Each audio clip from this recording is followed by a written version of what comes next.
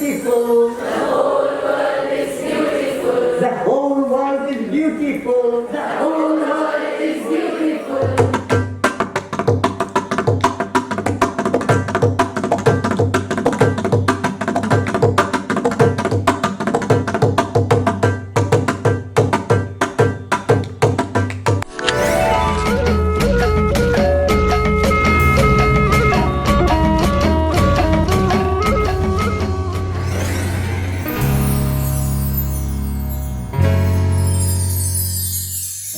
He's an activist, he's a pacifist.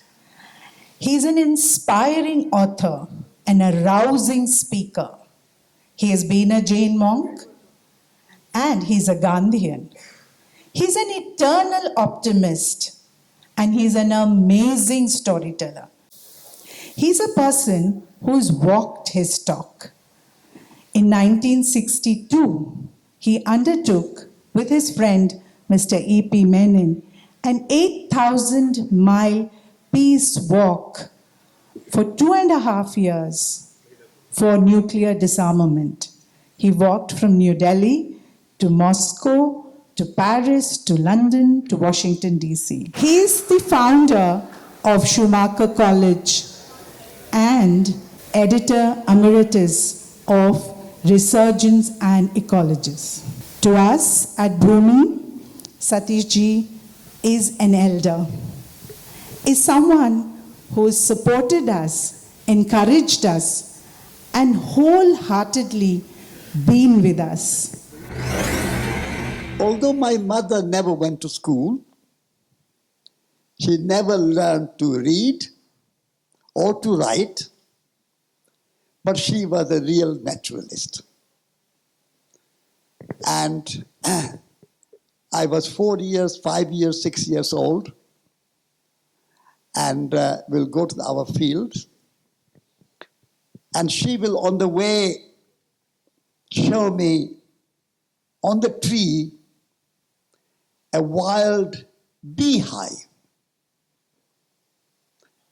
And she will say, bees go from flower to flower to flower, take a little nectar there, a little nectar here, a little nectar from some other flower. Never ever a flower has complained that honeybee took too much nectar away. We humans have to learn that. We have to be like honeybees, take a little from nature to satisfy our needs, but never too much. And nature is never complaining, never polluted, never wasted, never harmed. And then what does honeybee do with it? Honeybee turns that nectar from the flower into sweet, delicious, healthy, nourishing honey. How many humans can do that? In our Indian culture, snake is holding a little, like a cobra, over the head of Parshvanath, and also Vishnu lying on the cobra, and Shiva holding the cobra and the snake around his neck. But our modern educational system gives fear of nature. So we need to teach children to love nature, appreciate nature, celebrate nature, see the mystery and the magic of nature. That experience you cannot teach with your computers and the smartphones and books and pictures and photos. You have to experience nature. So every school in the world, if they really want to teach children, they have to take children out in nature and see the magic of nature. At the moment, we see our children and young people in not only schools but universities look at nature. Not only they don't know much about nature, but see it as a nature as a kind of resource for the profit, making money. Resource for business, resource for economy. What they call economy, it's not really economy, it's a money-nomy. A resource for the economy. I would like our children in our schools and universities to learn that nature is not a resource for the economy. Nature is a life itself. And we are nature. Nature is not separate from there. As in Prakriya you learn. In Bhumi College you learn. In Schumacher College we learn. That nature is not separate. Nature is not inanimate. Nature is not just a resource. Nature is a living organism. Nature has soul. Nature has consciousness. And therefore nature has intrinsic value. A wonderful Norwegian philosopher called Arne Næss, he coined this term deep ecology. Shallow ecology, you look after nature because it's useful to humans. So it's what you call anthropocentric worldview, which means human above nature, human more important than any other part of nature. Whereas in deep ecology, we say nature, the mango tree, the apple tree, any tree has value, or nature altogether, even insects. Tree is good not because it gives me fruit.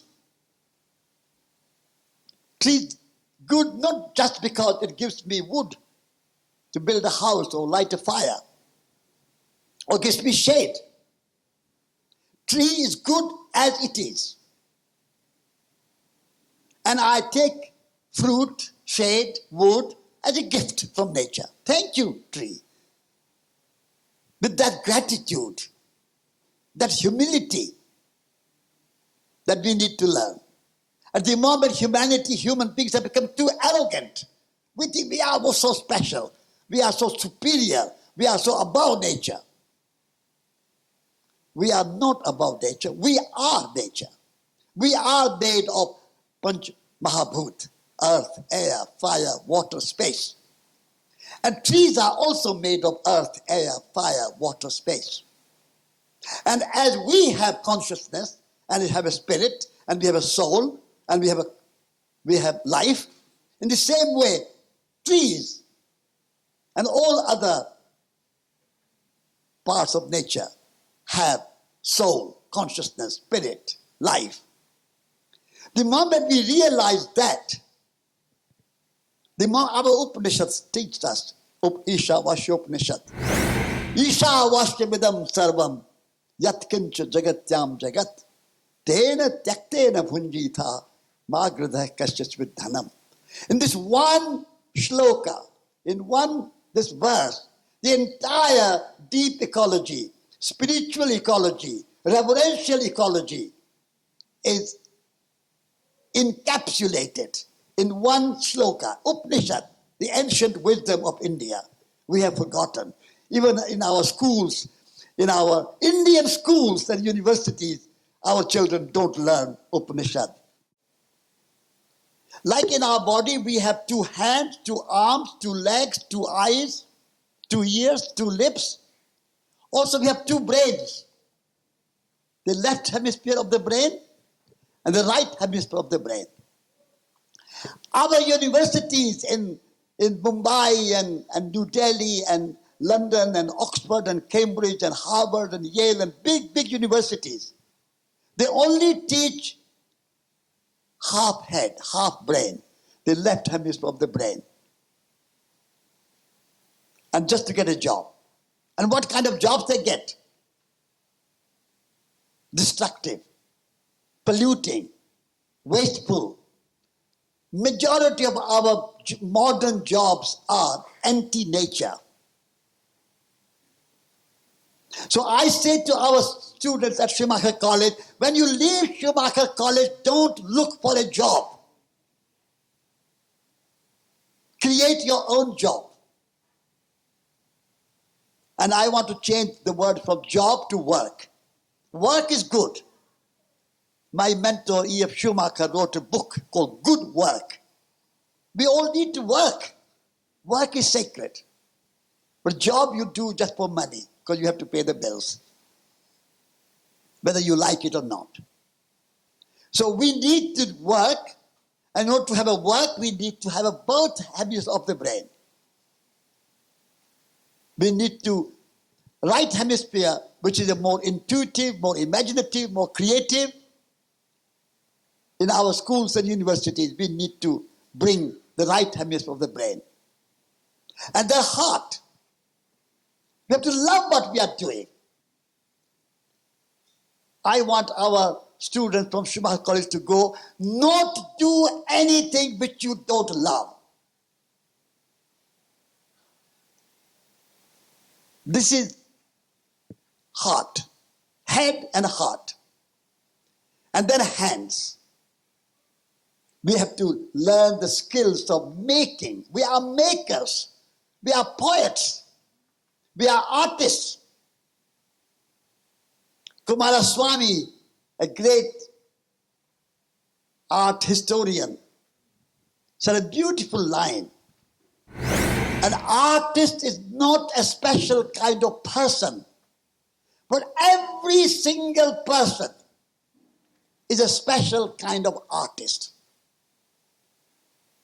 Can you go from this conference today and tomorrow and go with this idea that I am an artist? The purpose of education is to transform ourselves into an artist, into a poet, into a person who is wholly developed with left brain, right brain, heart, hands, and live joyfully. And Prakriya and Bhumi College and Schumacher College and a few others like that are the seeds of that new vision for education. And from a seed, a tree grows. And as already mentioned, Jane Goodall, who passed away very recently, she was our mentor. She was a teacher at Schumacher College. And we paid our tribute to her and have our deep hope in our hearts to build a new world. And so I congratulate you, Prakriya School. I congratulate you all, Bhumi College, and all other people around the world at grassroots level. All around the world, there are hundreds and hundreds of people like you and I are engaged in creating a new kind of education, a new relationship with the natural world. And I think we will build a new world, a new paradigm. With that hope and my tribute to Jane Goodall and my honor to Bhumi College and Prakriya School, I wish this conference to be a great success. Thank you.